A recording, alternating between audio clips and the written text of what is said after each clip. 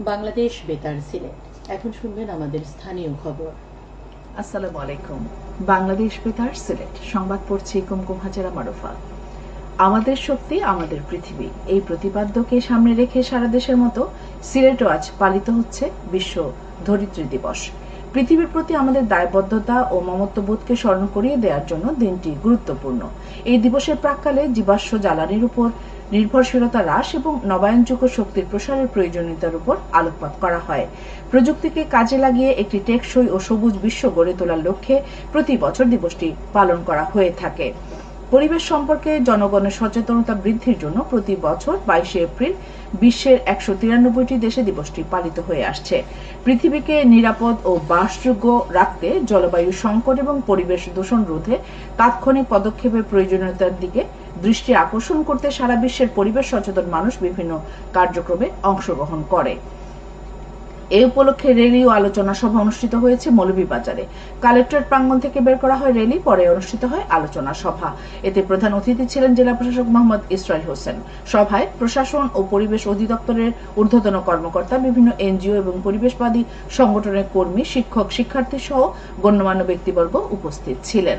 জেলা প্রশাসন ও পরিবেশ অধিদপ্তর যৌথভাবে এর আয়োজন করে। স্নায়ু বৈচিত্র্যকে বরণ করি, টেকসই সমাজ করি এই প্রতিপাদ্যকে সামনে রেখে হবিগঞ্জে বিশ্ব অটিজম সচেতনতা দিবস উদযাপন উপলক্ষে আলোচনা সভা অনুষ্ঠিত হয়েছে আজ। জেলা প্রশাসকের সম্মেলন কক্ষে অনুষ্ঠিত সভায় প্রধান অতিথি ছিলেন অতিরিক্ত জেলা প্রশাসক অমিত চক্রবর্তী।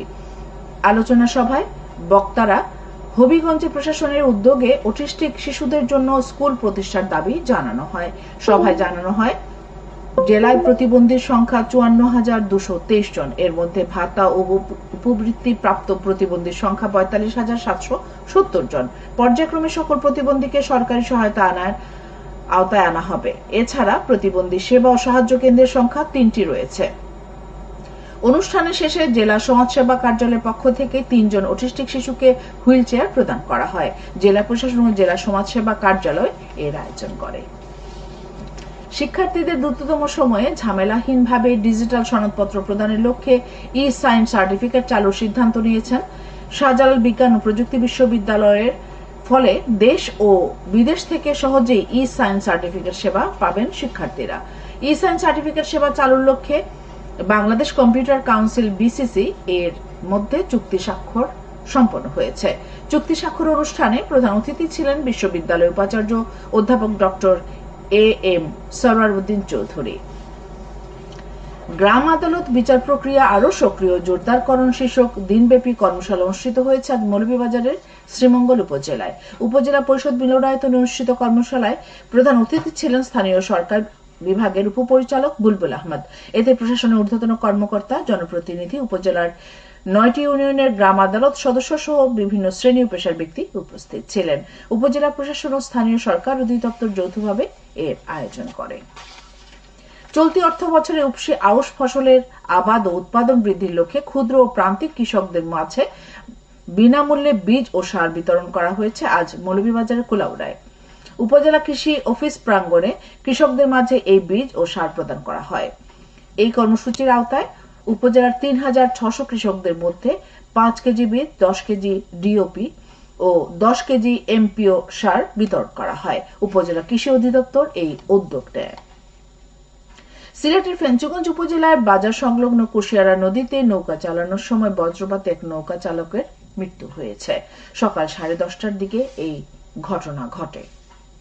খেলার খবর, ক্রিকেট। সিলেট আন্তর্জাতিক ক্রিকেট স্টেডিয়ামে চলমান সিরিজের প্রথম ইনিংসে বাংলাদেশের করা 191 রানের জবাবে জিম্বাবুয়ে 273 রান করে লিড পায় 82 রানে।